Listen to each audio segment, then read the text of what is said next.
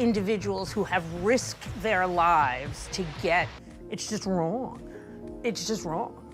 Look, individuals who have swam through rivers and shipped them here to New York to make a cheap political point. Yes, absolutely, there's been an increase, but to see that we are still operating with the mentality of emergency response to America as political pawns and shove them into buses of experiences and true life stories of people who came to America with nothing.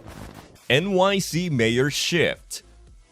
Deportation aircraft from the U.S. play a crucial role in removing individuals suspected of crimes, ensuring dangerous persons are taken off the streets. The scene on the tarmac, with belongings aside manacles and chains, depicts the deportation facilitated by ICE Air. The financial strain and recent deportations to Haiti have resulted in attacks on immigration authorities and pilots, emphasizing the complexity of immigration issues.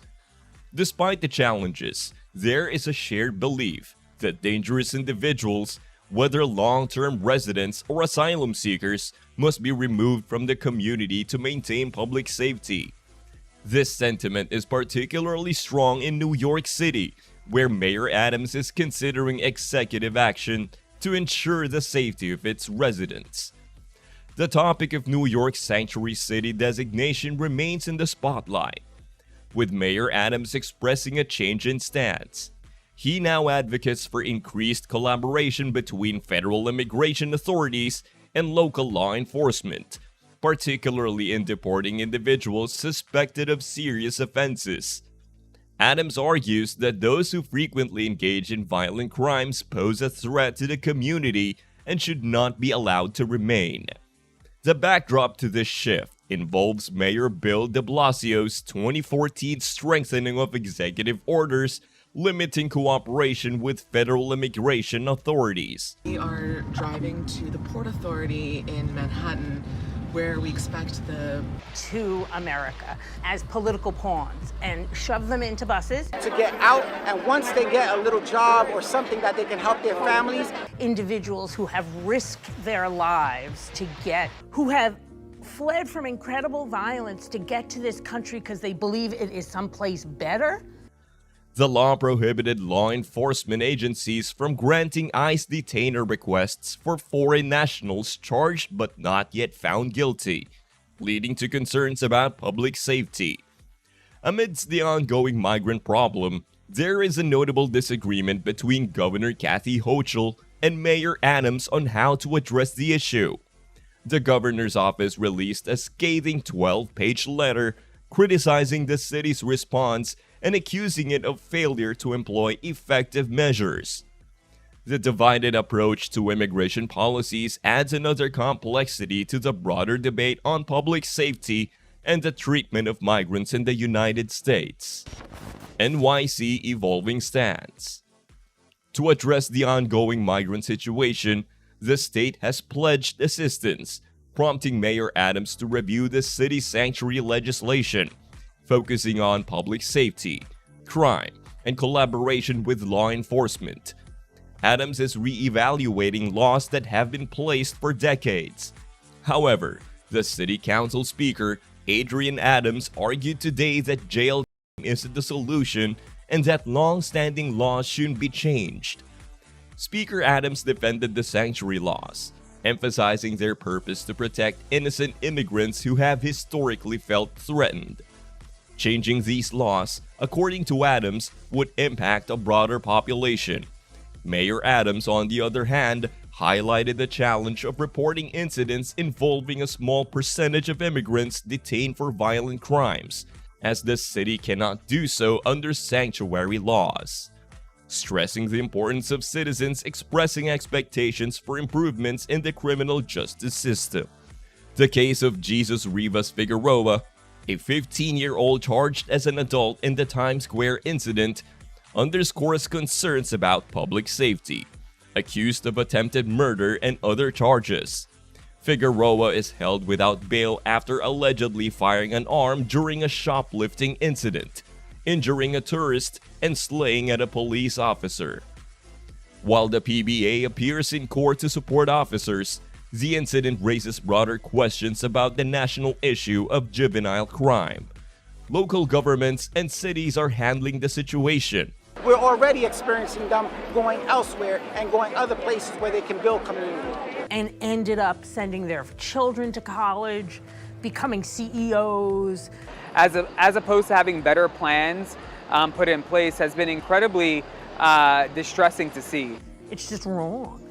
It's just wrong. Look, individuals who have swam through rivers. This is not an El Paso issue. This is a federal government issue. Cut the political crap. But the president claims the border is secure, leaving room for interpretation. The need for a comprehensive and coordinated approach to address such complex issues becomes apparent. Immigration dilemma. Concerns about individuals entering the U.S. through various pathways and cavities along the border raise apprehensions about the diverse motives behind immigration.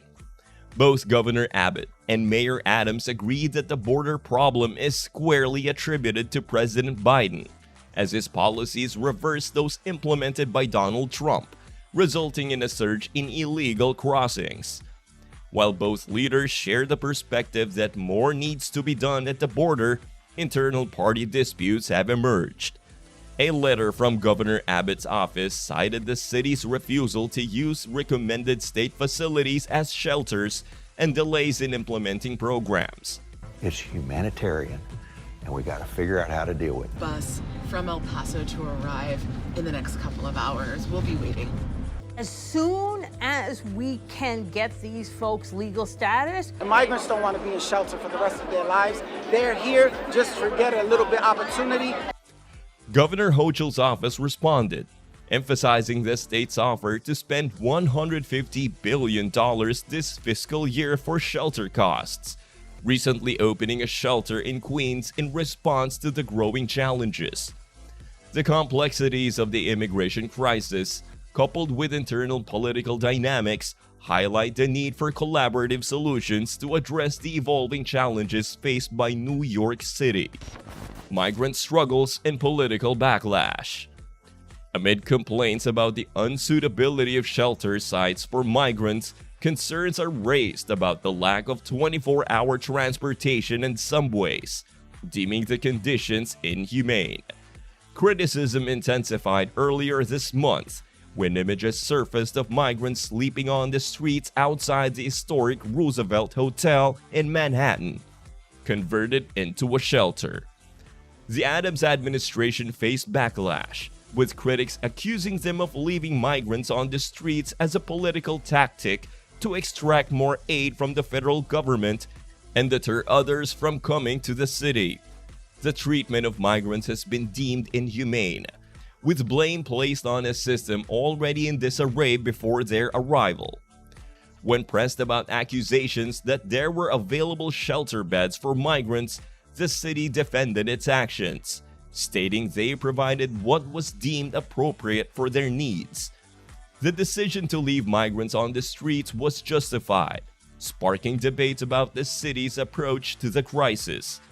As the situation unfolds, the future remains uncertain for hundreds of migrants in New York, caught in the crossfire of a political face-off over border policies.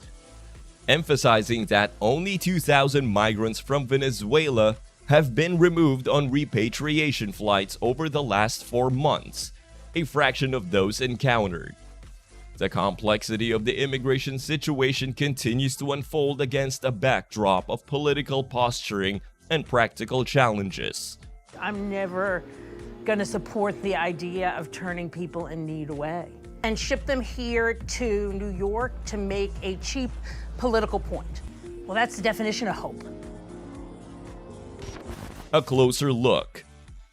Amidst the ongoing debate over repatriation policies, questions arise regarding the fate of migrants facing final orders of removal.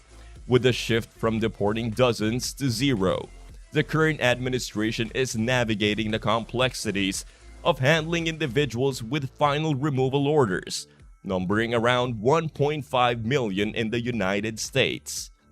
Sources suggest that these individuals are likely to undergo case reviews, potentially leading back to placement under supervision or alternative detention programs.